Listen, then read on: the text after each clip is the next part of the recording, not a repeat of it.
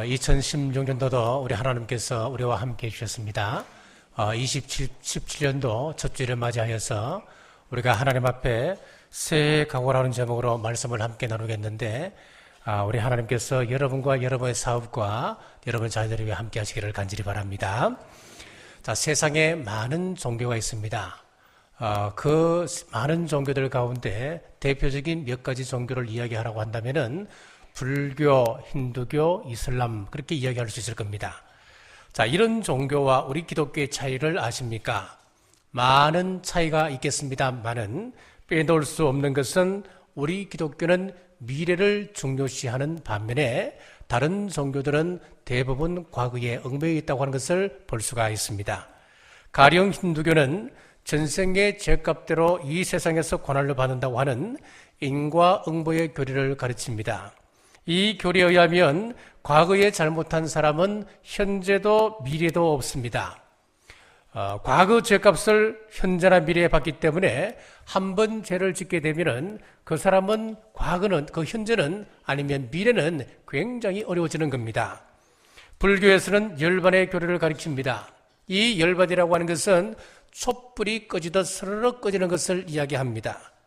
욕망을 우리 마음에서 완전히 없애버리면 인간의 모든 고통은 사라진다라고 이야기를 합니다. 그러나 우리가 죽지 않고 살아있는 한 이 욕망을 완전히 없애지는 못할 것입니다. 끊임없이 우리 가슴 속에서 살아있는 한 이 욕망은 꿈틀거립니다.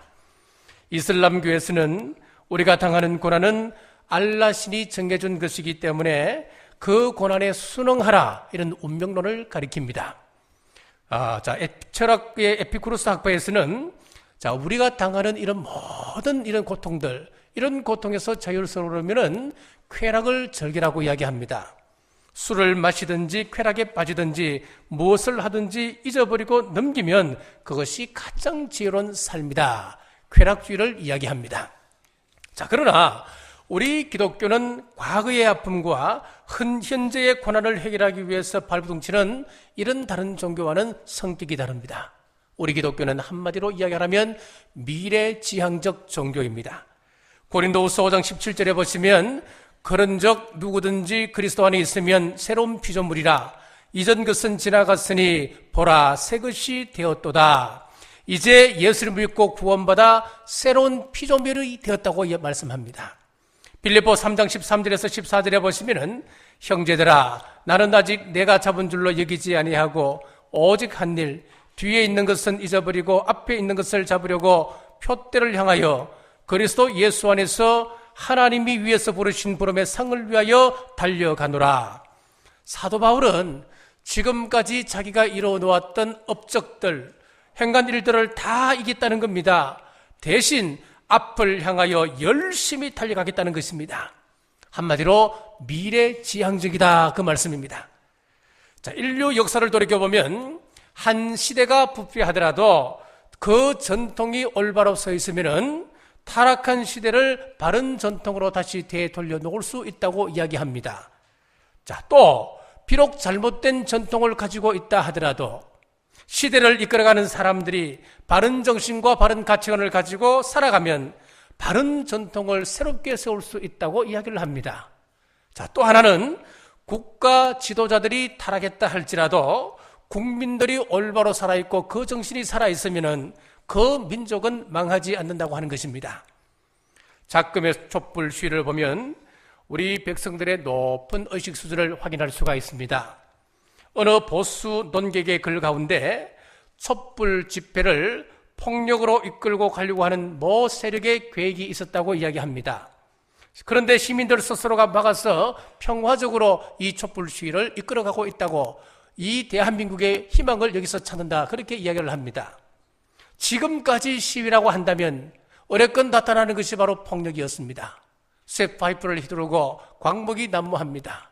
이번에도 이 경찰들 앞쪽으로 광목을 들고 쇠파이프를 든 이런 세력들이 있었다고 합니다. 그 사람들이 쭉 다시 폭력 행사로 이것을 이끌어가기 위해서 앞에 섰을 때에 시민들이 그 앞을 가로막고 서서 이것은 안 된다고, 그들을 스스로가 막아내어서 평화적인 집회로 만들어갔다고 이야기합니다. 대신 시민들이 경찰차에다가 손에 꽃 스티커를 가지고 가서 경찰차에다가 붙이기 시작했습니다. 그리고 집회가 끝나고 난 다음에 돌아갈 때는 경찰들이 그 경찰차에 붙어있는 스티커 띄는 거 그것도 사이라 생각되어져서 시민들 스스로가 가면서 한 장씩 떼고 가는 겁니다. 이것을 외국의 언론이 보고 야, 대한민국 이런 집회 시위는 지금껏 없었다는 거예요. 자, 이런 모습 속에서 우리는 대한민국의 밝은 미래를 꿈꿀 수 있게 됩니다. 국가 지도자들이 타락했다 할지라도 이렇게 국민들이 올바로 살아있으면 그 민족은 희망이 있습니다. 자, 오늘 본문은 당시 이스라엘의 암울한 상황에서 희망의 메시지를 전하고 있습니다. 자, 첫째, 당시 이스라엘의 상황과 새로운 희망입니다. 본문 27절을 보십시오. 내 시조가 범죄하였고 너희의 교사들이 나를 배반하였나니. 지도자들의 타락상을 말씀하고 있습니다. 22절입니다. 그러나 야곱아 너는 나를 부르지 아니하였고 이스라엘아 너는 나를 괴롭게 여겼으며. 백성들이 부패했다고 하는 이야기입니다. 조상들이 범죄의 씨앗을 뿌렸고 지도자들이 흙탕물을 일으켰습니다. 그리고 백성들은 죄를 먹고 마시는 시대가 바로 지금 이 시대 상황이었습니다. 그 결과 28절입니다. 그러므로 내가 성소의 어른들을 욕되게 하며 야곱이 진멸당하도록 내어주며 이스라엘이 비방거리가 되게 하리라 하셨습니다. 자, 백성들의 타락을 보고서도 지금 지도자들이 회개를 선포하지 않았습니다. 지금 이 시대 상황을 보면 자다가 깰 때라고 지도자들이 회개하고 선포해야 될 텐데, 나팔을 불어야 할 텐데 평안하다는 겁니다. 평안하다 자장가를 불렀습니다. 모든 것이 병들고 썩어 문드러져 가고 있는데도 마치 아무 일 없는 것처럼 덮고 평안을 선포하고 있었습니다. 자, 개역 성경에서는 야곱이 저주의 옷을 입고 이스라엘이 비방거리가 되었다라고 기록을 하고 있습니다. 여기서 저주의 옷이라고 하는 것이 무엇이겠습니까? 아담과 하와가 영광의 옷을 벗어던지고 에덴 동산에서 쫓겨남을 의미하고 있습니다. 하나님의 사랑을 받아야 될 이스라엘이 저주와 징벌을 받게 되었다고 하는 것을 말씀하고 있습니다. 비방거리가 되었다고 하는 것은 하나님의 성민이라고 자부하는 사람들, 우리는 이방 족속들과 다르다고 자긍심을 가지고 살아가는 그 사람들이 이방인들에게 포로가 되어서 개처럼 끌려가고 있는 그 모습을 이야기합니다. 그 모습을 보고 이방 족속들이 뭐라고 이야기합니까? 저 콧대 높은 저 사람들을 한번 보라고. 자기들은 하나님의 특별한 백성, 하나님의 자녀다, 하나님의 아들이다, 자긍심을 가지고 우리를 무스탐하게 짓밟았던 저 사람들의 콧대를 한번 보라고, 저 비참한 모습을 보라고 비방하고 조소하게 되었다는 것입니다. 자, 성소와 하나님의 백성들이 제9시를 하지 못할 때 언제나 평화와 영광과 칭송 대신에 비방과 조소와 수치를 당하게끔 되어 있습니다. 그러나 멸망과 저주, 수치와 비방의 소용돌이 속에서 아침 햇살처럼 신선한 복음이 들려지고 있습니다. 19절 말씀입니다. 보라 내가 새 일을 행하리니 이제 나타낼 것이라. 자, 하나님께서는 세상에 잘나고 똑똑한 사람들을 모아서 새 일을 이루시겠다 말씀하지 않으셨습니다. 정결하고 의로운 사람들을 모아서 새 하늘과 새 땅을 만들어 보이겠다 그렇게 말씀하지 않으셨습니다. 죄의 전통에 물들어 있고 죄악의 공기 속에서 죄를 먹고 마시고 수치와 비방거리가 된 내 백성들을 모아서 새 일을 행하시겠다 말씀하셨습니다. 비록 잘나지는 못하지만은 내가 하나님의 자녀 되었다고 하는 이 한 가지 사실 때문에 우리는 하나님의 역사를 감당하게 될 것이고 하나님의 새 일에 동참하게 될 것이라고 약속하고 있는 것입니다. 자, 그러면 여기서 우리 하나님께서 이루실 새 일이 무엇이겠습니까? 그 대답이 25절에 나옵니다. 나는 나를 위하여 내 허물을 도말하는 자니 내 죄를 기억지 아니하리라. 하나님께서 행하시는 새 일이라고 하는 것은 저주의 백성을 축복의 백성으로, 비방거리가 영광과 칭송의 자녀로, 멸망의 자식들을 영생의 자식으로 바꾸어서 하나님의 새 일을 시작하시겠다 그렇게 말씀하고 있습니다. 자, 그럼 왜 하나님께서 우리 인간의 죄에 간섭하시고 그것을 용서하시겠다 말씀하는 겁니까? 그 이유를 보면 대단히 놀랍습니다. 내가 잘났기 때문에 용서하는 것 아닙니다. 우리의 회개하는 그 모습이 아름답기 때문에 하나님께서 우리를 용서하시겠다 그렇게 말씀하는 것 아니었습니다.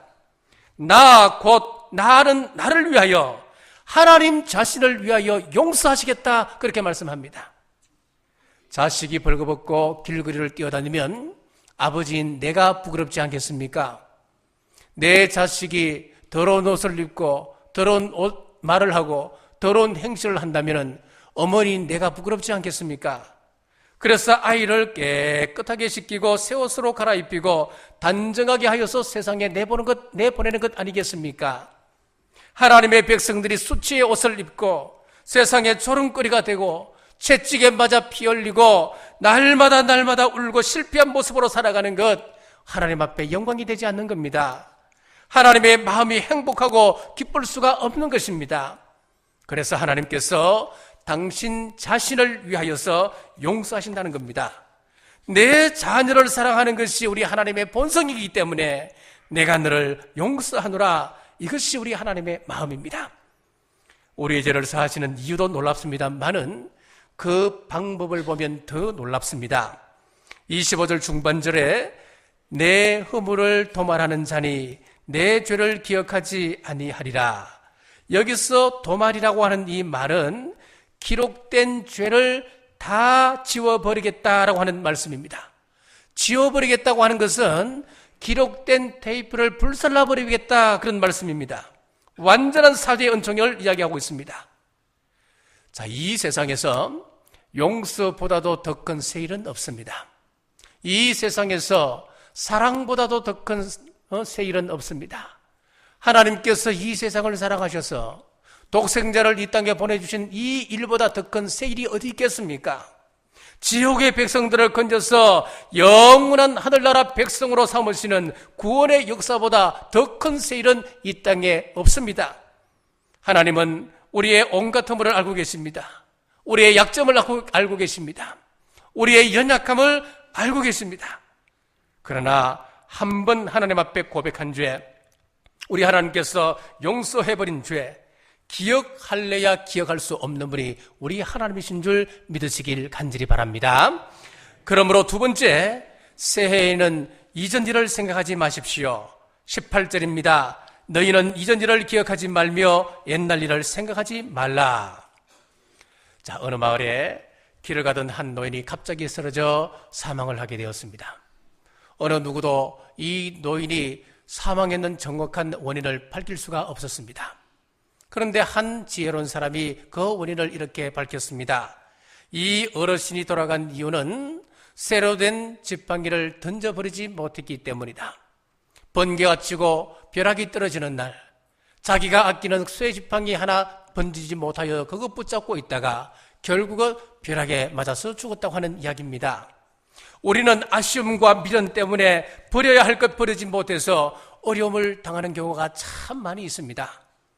아직도 초등학교 때 짝꿍하고 결혼할 걸 그런 생각 버리지 못하고 계십니까?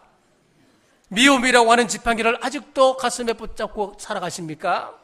실패라고 하는 지팡이를 버리지 못하고 아직도 붙들고 있습니까? 미련 없이 던지시는 여러분 되시길 주의 이름으로 축복합니다. 앞으로 나가지 못하게 하는 죄악의 파일들이 여러분 가슴속에 아직도 가득 채워져 있습니까? 시간을 낭비하는 게으름이라고 하는 파일, 먹을 것을 탐하는 식탐이라고 하는 파일, 쉽게 돈을 벌겠다고 하는 도박이라고 하는 파일, 2017년도에는 다 정리하시고 그러한 파일들 다 삭제하고 새롭게 시작하는 여러분 되시길 주님의 이름으로 축복합니다. 자, 하나님은 이미 내가 새 일을 시작했는데 너는 왜 과거로 돌아가느냐 말씀하십니다. 살다 보면 부부싸움을 할 때가 있지 않습니까?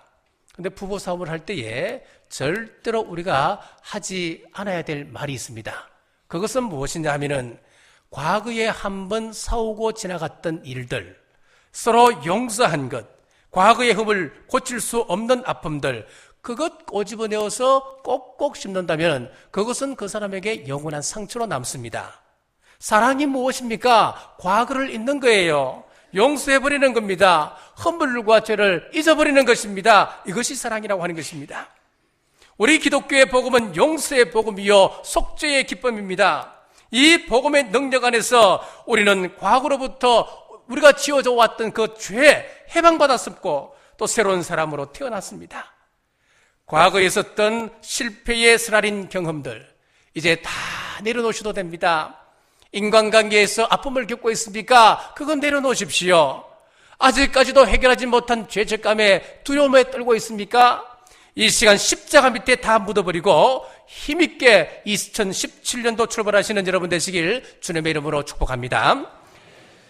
자, 영국의 어느 정신과 병원에서 발표한 통계에 따르면 정신병원의 95%가 하나님의 용서함에 대해서 믿지 못하는 사람들이다라고 하는 발표를 했습니다. 우리가 한번 하나님의 자녀가 되었으면 하나님은 우리의 약점까지도 이용하셔서 새해를 만들어 가십니다. 그런데 마귀는 그렇지 않습니다. 자꾸 과거의 실패를 덜추어냅니다. 어린 시절에 상처받았던 것 자꾸 덜추어냅니다. 생각나게 만들어버립니다. 어제 있었던 실패의 일 생각나게 만듭니다. 이전의 쓰라린 경험들이 나를 꽁꽁 묶어서 한 걸음도 전진하지 못하게 하는 것이 바로 사탄의 전략입니다. 그러나 우리 성령님은 과거를 덮습니다. 미래를 우리에게 보여주십니다. 그래서 성령님께서 우리에게 임하시게 되면은 우리는 환상을 보고 새로운 꿈을 꾸게 되게끔 되는 것입니다. 심리학자 알프레드 아들베는 말하기를 우리 인간이 동물과 다른 것이 한 가지 있다면 그것은 마이너스를 플러스로 바꾸는 능력이다라고 했습니다. 우리가 사람이기 때문에 동물이 아니기 때문에 우리는 마이너스를 플러스로 바꿀 수 있는 능력 있는 사람입니다.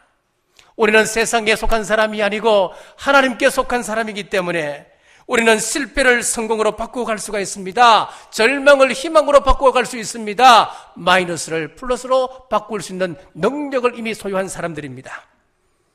자, 우리 구약에 존경하는 인물이 누굽니까? 라고 이야기하면은 야곱이라고 이야기하는 사람은 거의 찾을 수가 없습니다. 자, 반대로 성경에서 내가 싫어하는 인물이 누굽니까? 라고 이야기하면 많은 사람들이 야곱이라고 이야기를 합니다. 여러분 왜 그렇겠습니까? 우리가 야곱을 닮았기 때문에 그렇습니다.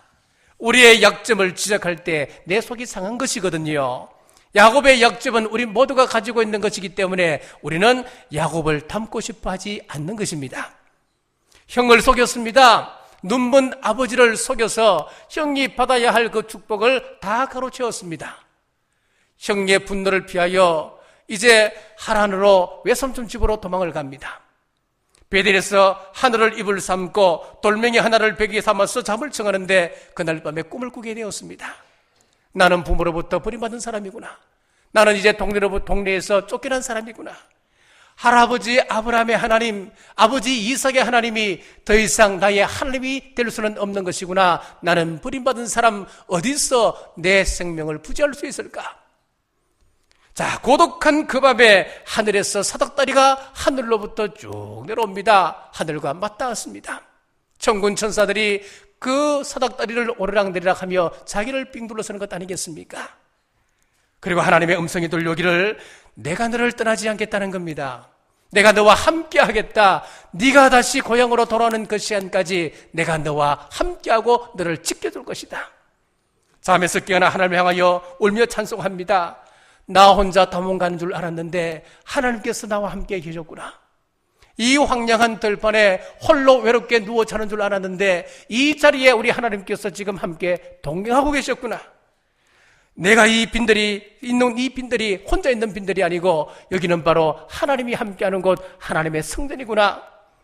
돌베개를 세워서 하나님 앞에 찬송하고 경배하게 된 것입니다.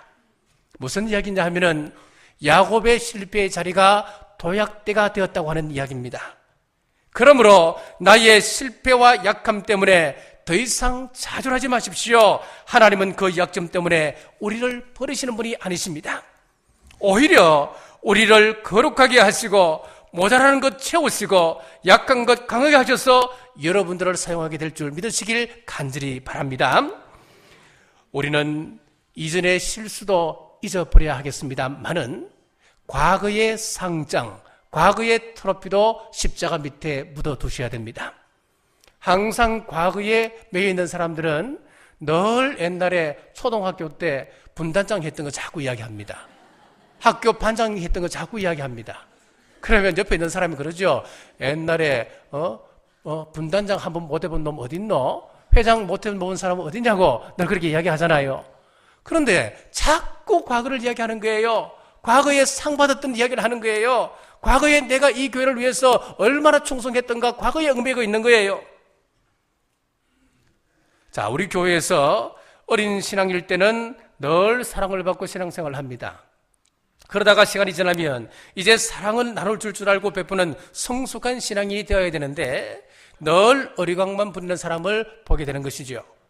이런 사람들은 과거에 사랑받던 것 이제 내려놓으셔야 됩니다. 칭송받던 것 잊어버리셔야 됩니다. 그 트로피를 십자가 밑에 내려놓으셔야 됩니다. 이전 일을 생각하지 말라. 옛적 일을 생각하지 말라. 자, 여기서 우리가 이 생각이라고 하는 것은 굉장히 중요합니다. 왜냐하면 이 생각이라고 하는 틀은 결국 우리 말을 만들어내기 때문에 그렇습니다.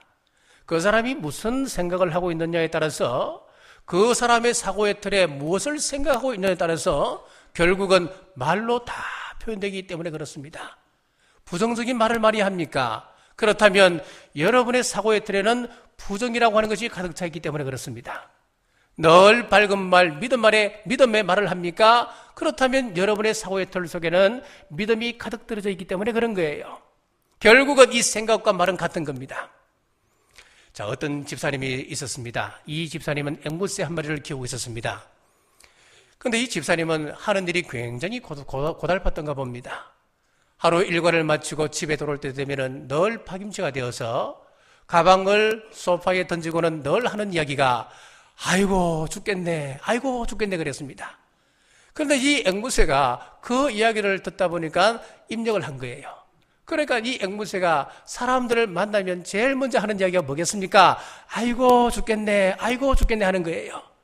한 번, 두 번 들을 때는 이 집사님이 귀엽고 사랑스럽습니다만은 그것을 자꾸 듣다 보니까 짜증이 나기 시작했습니다.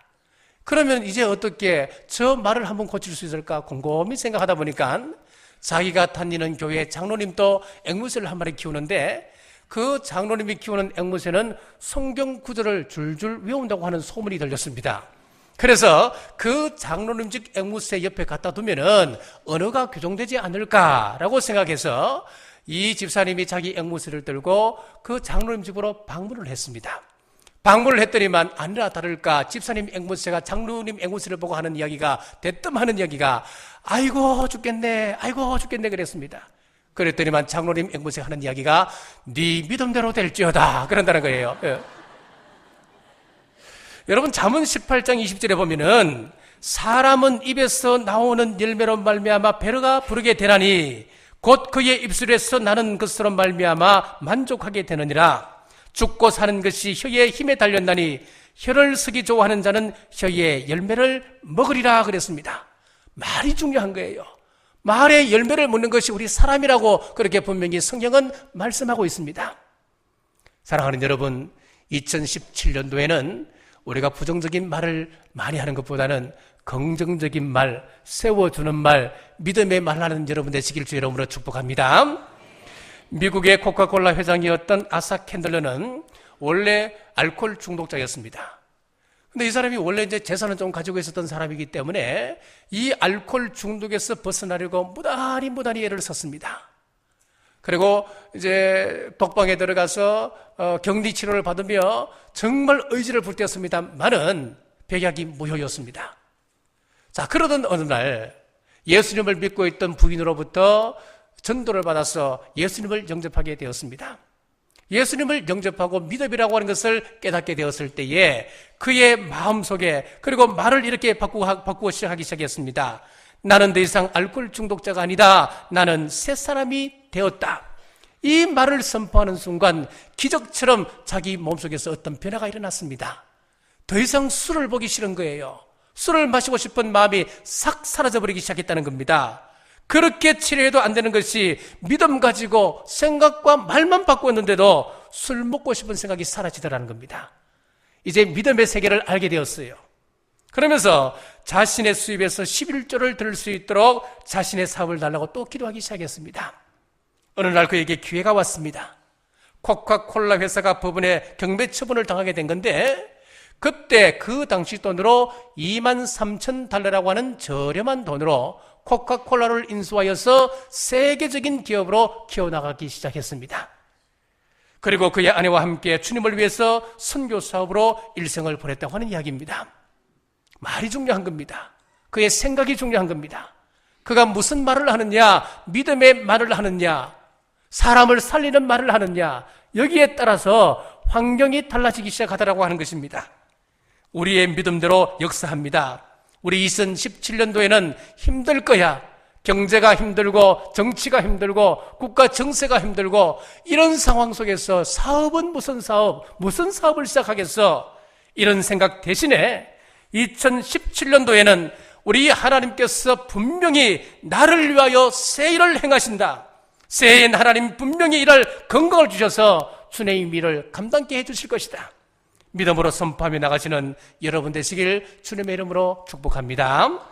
새해 가고 세 번째는 하나님의 새 일을 보리라 결단하십시오. 19절 말씀입니다. 보라, 내가 새 일을 행하리니 이제 나타낼 것이라. 너희가 그것을 알지 못하겠느냐? 반드시 내가 광야의 길을 사막의 강을 내리니. 자, 여기서 새 일이라고 하는 것은 과거에 우리가 한 번도 경험하지 못했던 일을 의미합니다. 우리가 이제까지 감히 상상할 수도 없었던 그 일을 나타내고 있습니다. 구체적으로 그 일이 무엇입니까?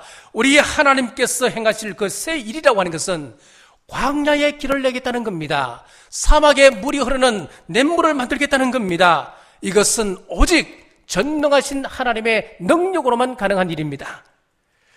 내 성격 때문에 고민이 많으시죠? 사람들에게 물어보면 그런다 그래요. 당신 성격에 대해서 만족합니까? 라고 이야기하면 대부분의 사람들은 만족하지 못한다는 겁니다.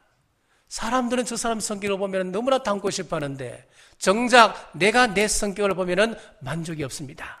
왜요? 내가 너무 잘 알기 때문에 그렇지요. 자, 우리 성격 때문에 우리는 고민이 참 많습니다. 우리가 주의 일을 감당한다 이를 말은 하지만은 여기저기에서 많은 갈등들이 일어나곤 합니다. 가정에서는 내 자식이 따르지 않습니다. 내 마음대로 되는 일이 하나도 없는 것처럼 보입니다. 그러나 전능하신 하나님께서 새 일을 행하신다 했습니다. 내 성격 때문에 더 이상 고민하지 마십시오. 자녀 문제, 가정 문제로 고민하지 마십시오. 광야에 길을 내시는 우리 하나님께서 개입하신다면 불가능이 없습니다. 이 대한민국에 악재가 깊어져 있습니다. 지금 정치는 표류하고 있고 경제는 회생의 기미가 없고 교육은 이념 분쟁으로 인하여서 과거에 발목이 잡혀 있습니다. 안정은 강대국의 이해관계 속에서 늘 불안합니다. 하지만 사막에 강을 내시는 우리 하나님께서 하시면 불가능은 없습니다. 희망이 없다 말하지 마시고 새 일을 행하심을 믿으시는 여러분 되시길 주님의 이름으로 축복합니다. 제가 이렇게 확신 있게 말씀하는 이유가 있습니다. 하나님께서 누구 때문에 이런 엄청난 일을 행하신다 약속하고 있습니까? 그것은 바로 이사야 35장 8절에 보시면은 오직 구속함을 입은 자들을 위하여 있게 될 것이라 그랬습니다. 저는 우리 대한민국을 하나님께서 마지막 때 사용하실 것을 믿습니다. 지금 이 시간에도 하나님을 향하여 예배드리는 하나님의 백성들이 있는 이 대한민국을 하나님께서 더러 사용하실 줄 믿습니다. 바로 그렇습니다. 저와 여러분 때문에 예수 믿고 구원받은 하나님 자녀들이 있기 때문에 지금 이 약속을 우리에게 주고 계십니다. 그러므로 우리 하나님이 행하실 새 일에 대해서 2017년도에는 관심을 가지시길 바랍니다. 여러분 가정에 새해에는 새로운 사랑의 운동이 일어나게 될 줄 믿으시길 바랍니다. 이 교회에 새로운 아름다운 사역의 운동이 일어나게 될 줄 믿으시길 바랍니다. 시편 81편 10절에 보면 내 입을 크게 열라 내가 채우리라. 입을 여는 것만큼 우리 주님께서 채워주신다 약속하고 계십니다. 자, 목회를 하다 보면은 기존 성도들과 새로 들어온 성도들을 이 하나로 묶는 일이 굉장히 어렵고도 또 부담이 되는 그런 문제입니다.